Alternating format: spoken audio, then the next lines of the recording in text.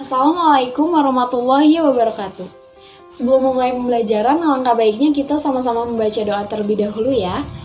Membaca doa dipersilahkan. Doa dicukupkan. Alhamdulillah, apa kabar anak-anak semua? Pada pertemuan sebelumnya kita telah mempelajari materi dari bab 5. Ada yang masih ingat materi pertemuan sebelumnya mengenai apa? Betul sekali, kita sudah mempelajari materi mengenai kerjasama dalam berbagai bidang kehidupan. Nah, sedangkan pada pertemuan kali ini kita akan melanjutkan materi pada pembahasan bab 6, yaitu mengenai daerah dalam kerangka negara kesatuan Republik Indonesia. Di mana pada bab ini kita akan membahas mengenai sub-bab A terlebih dahulu, yaitu tentang daerah dalam kerangka negara kesatuan Republik Indonesia. Yang pembahasannya diawali dengan bagaimana pertama perjuangan menuju negara kesatuan Republik Indonesia. Yang kedua, kita akan membahas juga mengenai pengertian daerah dalam kerangka negara kesatuan Republik Indonesia. Nah, pada pertemuan kali ini kita akan mulai dari pembahasan sub-bab A terlebih dahulu ya. Mari kita bersama-sama kita buka buku paket PPKN Kurikulum 2013 Revisi 2017 pada halaman 138 sampai 150. Kita mulai ya. Pada subbab A, mengenai daerah dalam kerangka negara kesatuan Republik Indonesia, dengan pembahasan pertama yaitu perjuangan menuju negara kesatuan Republik Indonesia. Sudah kalian ketahui bahwa sebelum Indonesia merdeka, bangsa Indonesia ini sudah mengalami beberapa masa penjajahan. Di antaranya apa saja? Betul, penjajahan Portugis, penjajahan Belanda, dan juga penjajahan Jepang. Kemerdekaan yang telah kita rasakan saat ini ternyata merupakan hasil dari perjuangan para pendiri negara dari berbagai daerah yang bekerja sama dalam mewujudkan kemerdekaan. Kita bisa lihat pada gambar 6.2 ya.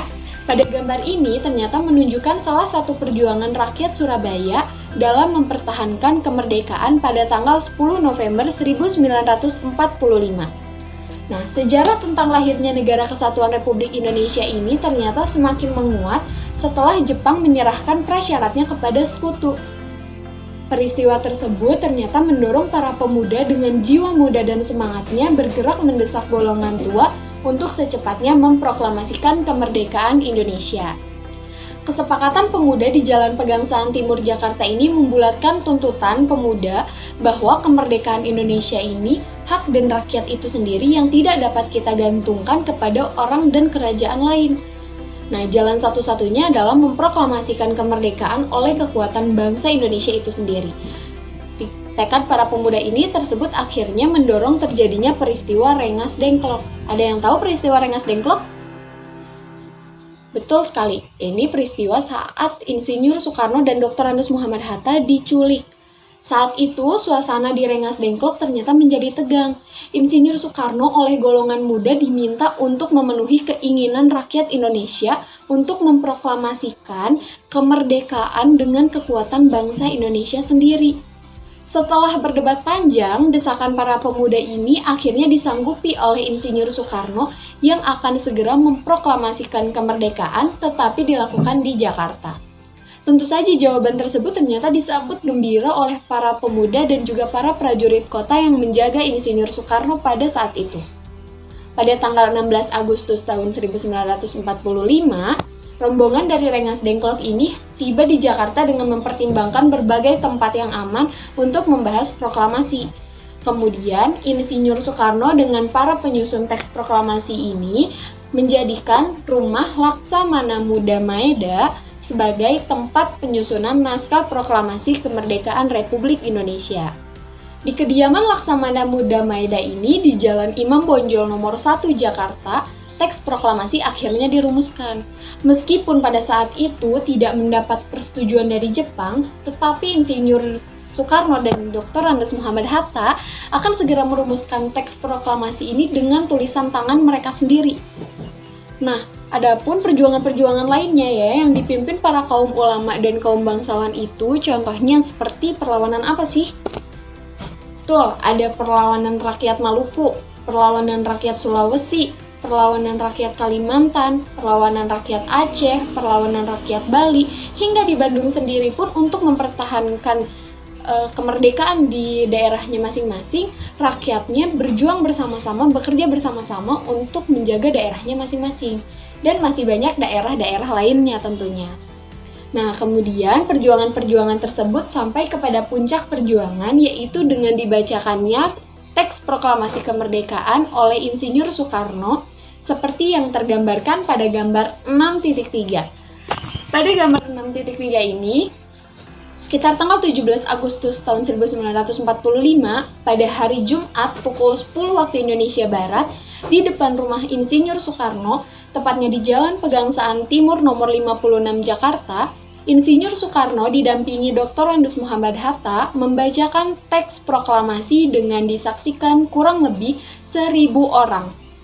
Setelah teks proklamasi tersebut dibacakan, ternyata dikibarkanlah sangsaka merah putih oleh Suhud dan Latif Hendra Diningrat. Dengan secara spontan ternyata peserta yang ada di tempat menyanyikan lagu Indonesia Raya. Maka daripada itu, sampai sekarang, setiap pengibaran bendera dalam upacara bendera hari Senin, itulah alasan kenapa selalu diiringi dengan lagu kebangsaan Indonesia, yaitu, betul, Indonesia Raya. Ternyata anak-anak, berita proklamasi ini pun sudah menyebar dengan cepat ke seluruh Indonesia, bahkan sudah sampai ke luar negeri. Nah, ternyata teks proklamasi kemerdekaan ini sudah mengalami beberapa kali perubahan. Bisa kalian lihat pada gambar 6.4 ya. Teks proklamasi kemerdekaan Indonesia ini sudah mengalami 3 kali perubahan, yaitu yang pertama, kata tempo diganti dengan kata tempo.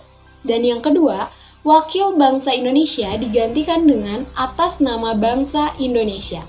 Dan yang ketiga, cara menuliskan tanggal di Jakarta 17/08/05 diganti dengan di Jakarta hari 17 bulan 8 tahun 45. Yang kemudian diketik ulang oleh Sayuti Melik dan ditandatangani atas nama bangsa Indonesia oleh Insinyur Soekarno dan Dr. Andes Muhammad Hatta. Proklamasi kemerdekaan bagi bangsa Indonesia ini memiliki makna yang dapat kita telaah dari berbagai aspek, yaitu diantaranya sebagai berikut. Yang pertama, aspek hukum. Proklamasi ini merupakan pernyataan keputusan politik tertinggi bangsa Indonesia yang untuk menghapuskan hukum kolonial dan diganti dengan hukum nasional, yaitu lahirnya Negara Kesatuan Republik Indonesia atau disingkat NKRI. Yang kedua, aspek historis. Proklamasi merupakan titik akhir sejarah penjajahan di bumi Indonesia, sekaligus menjadi titik awal Indonesia sebagai negara yang bebas, merdeka dari penjajahan bangsa lain. Dan yang ketiga, aspek sosiologis. Proklamasi ini menjadikan perubahan dari bangsa yang terjajah menjadi bangsa yang merdeka. Proklamasi memberikan rasa bebas dan merdeka dari belenggu penjajahan. Yang keempat, aspek kultural. Proklamasi membangun peradaban baru dari bangsa yang digolongkan pribumi pada masa penjajahan Belanda menjadi bangsa yang mengakui persamaan harkat, derajat, dan martabat manusia yang sama. Yang kelima, aspek politis. Proklamasi ini menyatakan bahwa bangsa Indonesia sebagai bangsa yang berdaulat dan mempunyai kedudukan sejajar dengan bangsa-bangsa lain di dunia. Dan yang terakhir, aspek spiritual. Di mana maksudnya proklamasi yang diperoleh merupakan berkat rahmat Tuhan Yang Maha Esa yang meridhoi perjuangan rakyat Indonesia melawan penjajah. Kemerdekaan bangsa Indonesia ini tidak terlepas dari doa seluruh rakyat Indonesia kepada Yang Maha Kuasa untuk segera terlepas dari penjajahan. Nah, pernyataan proklamasi ini mencerminkan tekad kemandirian bangsa Indonesia untuk terlepas dari penjajahan bangsa asing. Sebagai bangsa yang merdeka dan bebas, ingin mengantarkan dirinya ke gerbang kehidupan yang merdeka, bersatu, berdaulat, adil, dan makmur. Kemerdekaan ini merupakan jembatan emas untuk mewujudkan cita-cita bangsa dan negara. Dari penjelasan tadi yang sudah Ibu jelaskan, Insinyur Soekarno pernah berpesan bahwa kutitipkan bangsa dan negara ini padamu. Bagi seorang pelajar, pesan tersebut mengandung arti bahwa kita dituntut untuk mempersiapkan diri dalam menghadapi masa depan, karena generasi muda bangsa Indonesia ini yang akan meneruskan, mempertahankan, mengelola, dan juga memajukan bangsa dan negara Indonesia.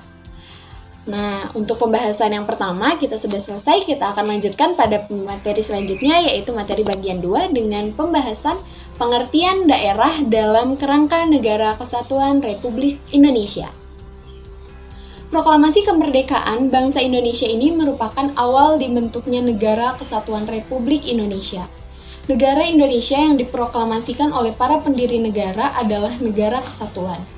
Pasal 1 Ayat 1 Undang-Undang Dasar Negara Republik Indonesia tahun 1945 menyatakan negara Indonesia merupakan negara kesatuan yang berbentuk republik. Para pendiri negara ini menekankan pentingnya kesatuan dan persatuan yang diwujudkan dalam kehidupan bangsa Indonesia. Para pendiri negara telah mewariskan nilai-nilai kesatuan dan persatuan dalam Pancasila dan Undang-Undang Dasar Negara Republik Indonesia tahun 1945. Pancasila dan UUD Negara Republik Indonesia ini mengatur persatuan dan kesatuan dalam beberapa ketentuan, yaitu sebagai berikut. A. Sila ketiga Pancasila Persatuan Indonesia. B. Pembukaan UUD 1945 alinea keempat, Negara Republik Indonesia yang berkedaulatan rakyat dengan berdasarkan kepada Persatuan Indonesia. C. Pasal 1 Ayat 1 Undang-Undang Dasar 1945 berisikan negara Indonesia adalah negara kesatuan yang berbentuk republik. Negara Kesatuan Republik Indonesia, walaupun sudah berdiri dan berusia lebih dari 70 tahun, tidak akan bertahan apabila masyarakatnya sendiri tidak lagi memiliki semangat persatuan dan kesatuan. Nah, bangsa dan negara Indonesia akan bertahan selamanya apabila warga negara Indonesia membutuhkan persatuan dan kesatuan dalam berbagai bidang kehidupan. Negara Indonesia ini merupakan suatu negara persatuan yang tidak terpecah-pecah, dibentuk di atas dan di dalam bangsa Indonesia yang juga tidak terbagi-bagi.